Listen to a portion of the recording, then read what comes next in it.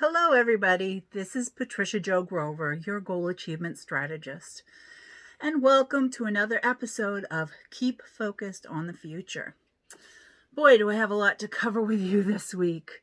I've shared so much with you during my daily videos and posts.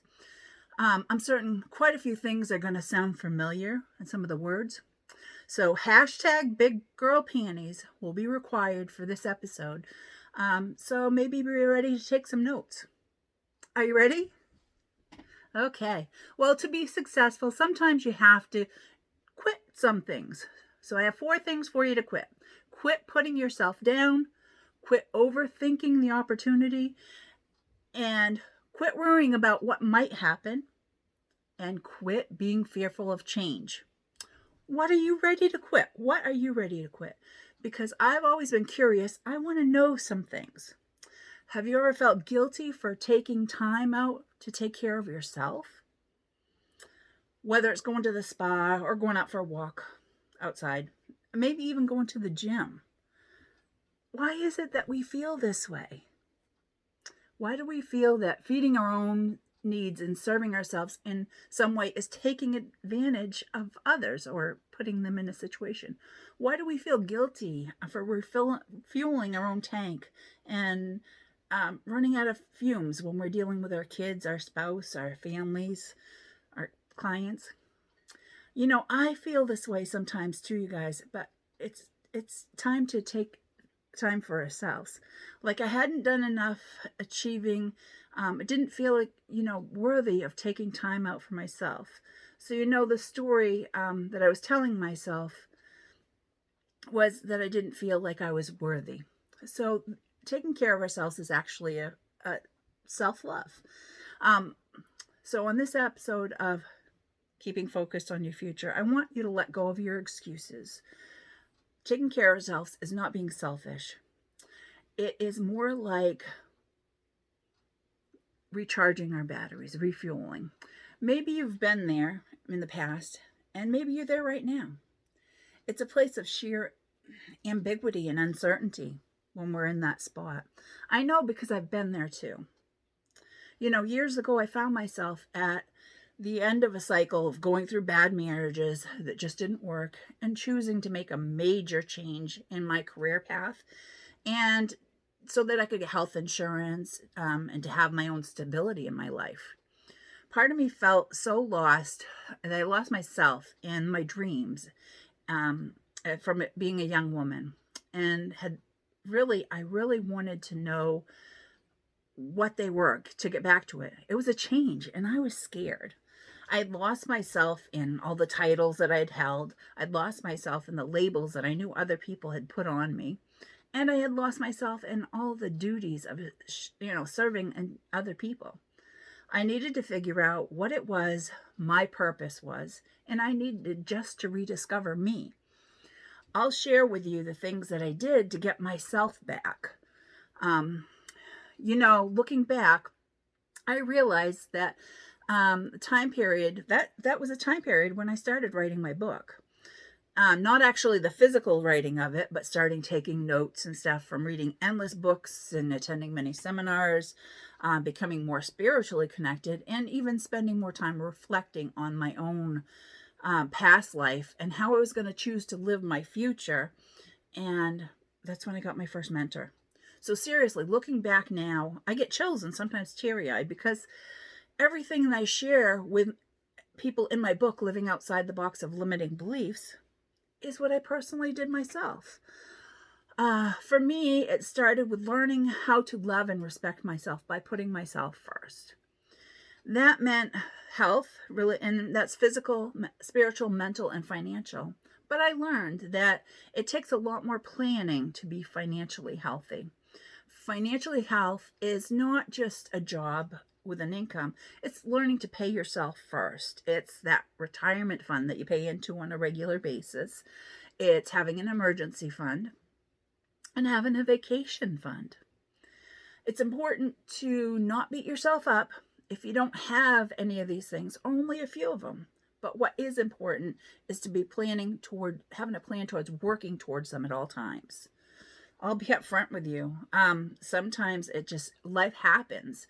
Things, get in the way. Some of these things may be non-existent or running low, from time to time.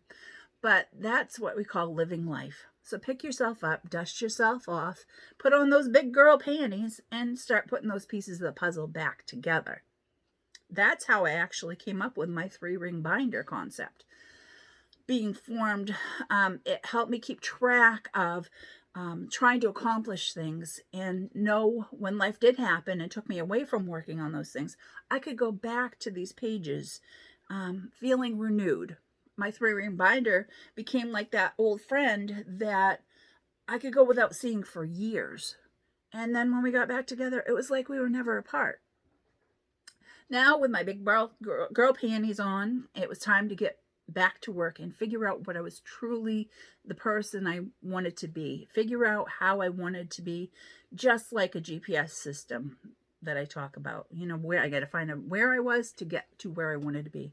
I used all the same starter words that I've shared with you that helped me learn my fears, where they were underlying, gave me a better idea of what my belief windows were, and if I needed to adjust my attitude, habits, and thought patterns to get where I wanted to be. From these exercises came what I have as my toolbox in the graveyard examples, with the strengths, the weaknesses, the opportunities, and the threats. In general, all these things gave me a clearer picture of what was actually holding me back. Then I accidentally, once I had the clearest vision of who I was, I fell back in love with myself, and I actually met my current husband, who is just the other half of my puzzle piece just fitting together. He's my soul partner. We have so much in common that we enjoyed so much time with friends and family, making new memories, and we both enjoyed camping and motorcycling. We even had friends that we went motorcycle camping with. But on December 4th of 2010, we had a motorcycle accident, and I was lucky to have survived.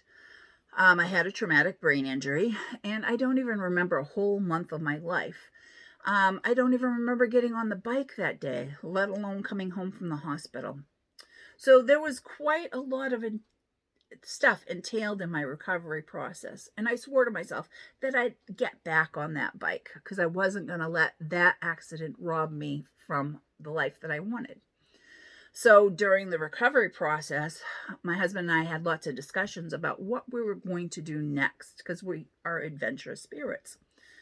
And we decided that life was too short and we wanted to do something that we had always dreamed of. So we did. We purchased a KOA Campground franchise that was in Maine, and we owned it for 7 years. We doubled the business of the park in that time and had lots of adventures, met wonderful people, made many unforgettable memories. And we did this all while living in our 40-foot motorhome and went to Florida in the winter. We chose to sell the campground because we had achieved that dream and we were ready to move on to our next adventure, and which now included grandchildren for us. And my first big adventure on my own was to finally sit down and write the book that I had wanted to write.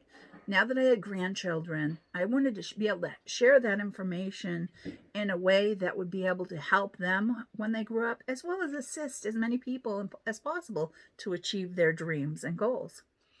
So basically, I gave you the Cliff Notes today, and maybe now you'll have a better understanding of what I'm trying to do, sharing all these puzzle pieces with you, because they are kind of like puzzle pieces that I'm giving you to be able to build your own dreams and goals. So this was the episode of Keep Focused on Your Future. I'm Patricia Jo Grover, your goal achievement strategist.